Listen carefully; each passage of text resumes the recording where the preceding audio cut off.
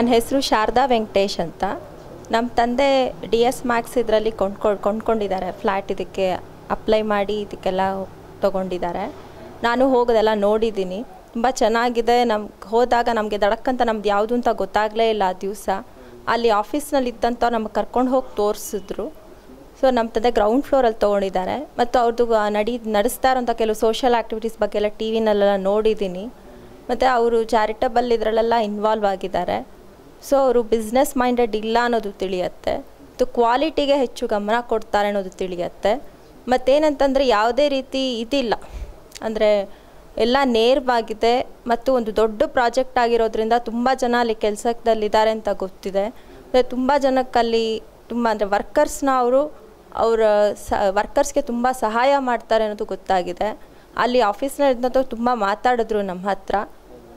So ನಮ್ಮ ತಂದೆ ಸರಿಯಾದ ಕಡೆನೇ ತೊಗೊಂಡಿದ್ದಾರೆ ಅಂತ ಗೊತ್ತಾಗತ್ತೆ.